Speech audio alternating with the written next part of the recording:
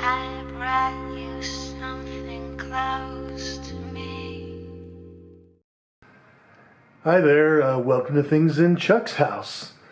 As you can see here, this is a copy of Rolling Stone magazine, and it is from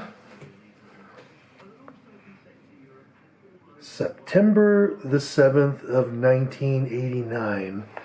And as you can see here, it is the Rolling Stones on the cover of Rolling Stone magazine. So why do I have this magazine? I mean, I am a fan of the Rolling Stones to some extent, so maybe that's why I have it, but actually there's a bit more to the story. And that is that back in 1989 and 1988, I lived in New York City. And the reason why I was in New York City was, when I got out of college, I kind of didn't really know what to do with my life. I mean, I'd, majored in geology, but there were no jobs in that field at the time, and I decided, I wanted to do something different anyway. So when I was in college, for a while there, I had an interest in style and fashion and photography and things like that. So, I would read like GQ magazine, or I would read through like Vogue magazine, or, things like that to sort of keep up on fashion. And then I also had a camera, and then, I did some photography of, a couple of models, and even, using my sister as a model and things like that.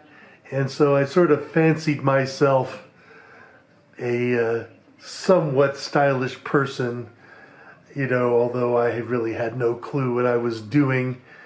But at the same time, I also, like I said, had this interest in photography. So I'd look through these magazines. And oftentimes when you look through a magazine, you will see advertisements and photo layouts, in the magazines. And in the corner of the photos, or in the corner of the ads, you will see the name of the photographer. So I actually wrote down the names of these photographers, and because, of the photographers whose work I liked. And then, so I moved to New York City, fancying that I might try and become a fashion photographer, and, so on and so forth, even though I really had no clue what I was doing. I'd never been in a dark room. I really had no idea about lighting or anything like that. But I decided to just kind of make this crazy leap, So I moved to New York, moved into an apartment in New Jersey with actually a bunch of other guys who all of us had come from Colorado, kind of wanting to do the same thing, try and make it in New York in some way, as musicians or artists, things like that. So I got myself a job at a bookstore in Grand Central Station.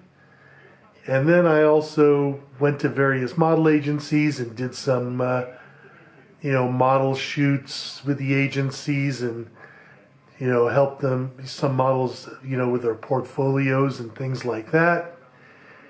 And then I also went to the New York Public Library, and I found sort of a reference guide to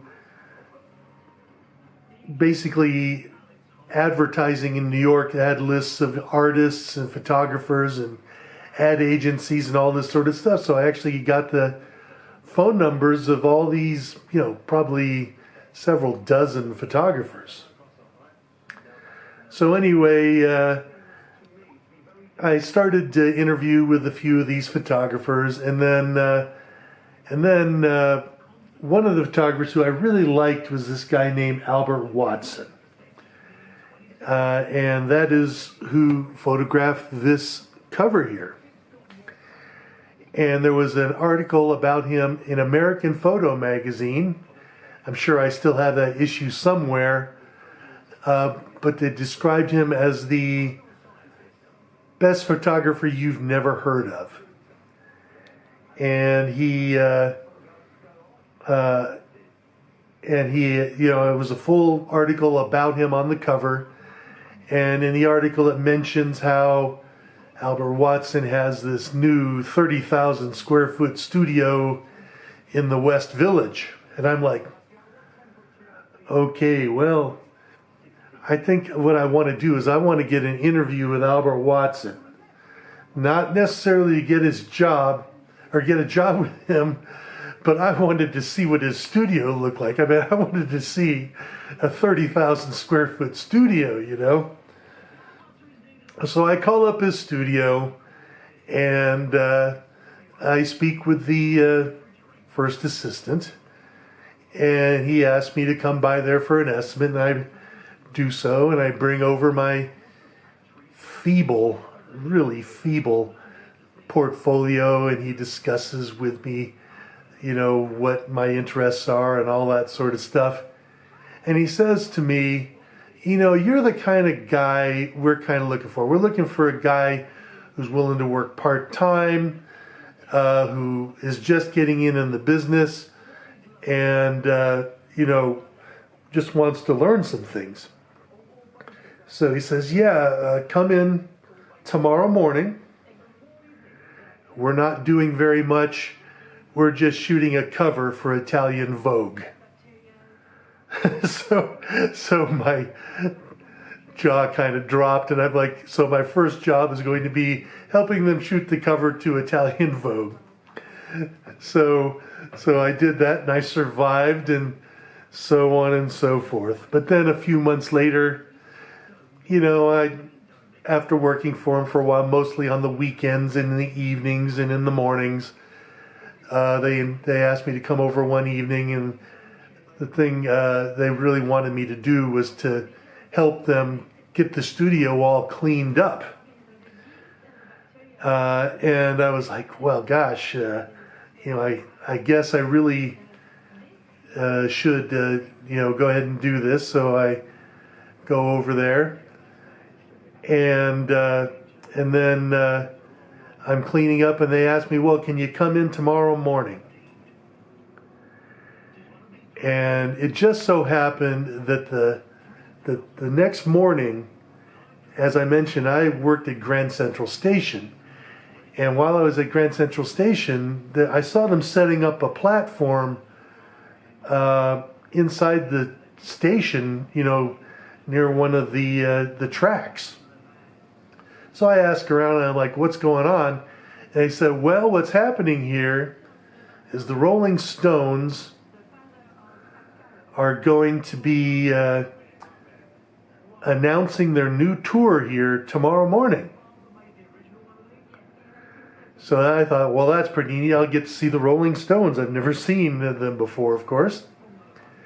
So anyway, the evening before, I go over to Albert's studio. I'm helping them clean up, and they asked me, well, can you come by tomorrow morning and work some more? And I'm like, oh crap, you know, I want to see the Rolling Stones, but I also, you know, want to stay in the good graces of this studio here. So I said, yes, I'll come by tomorrow morning.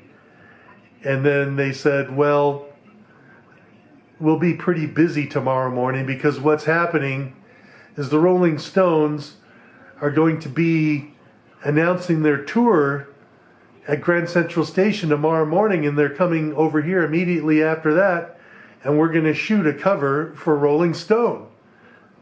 So I was like, oh, that's great. I'm going to miss out on seeing them at Grand Central, but hey, they're coming right over here, so that's great. So I ended up, you know, I mean, I was the low man on the totem pole, so I really didn't do all that much. I helped, like I said, clean up. I went to the grocery store and I picked up, food and drink for them. I helped them set up the catering. I helped set up, some of the lighting. And then when the Stones came in, I also helped them carry in, the clothing for the Stones and, all that sort of stuff. And I got to see them and, say hello or good morning or whatever. And then that was pretty much it. I was only there for about, half a day.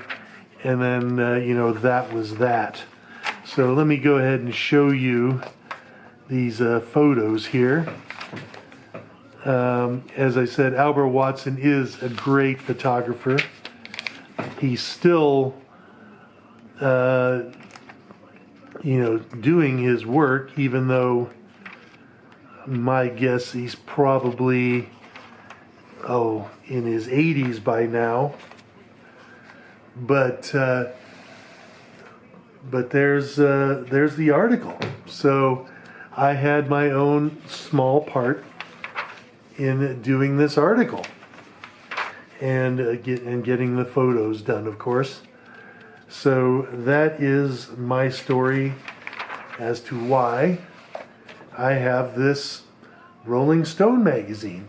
I hope you enjoyed that story and have yourself a great day.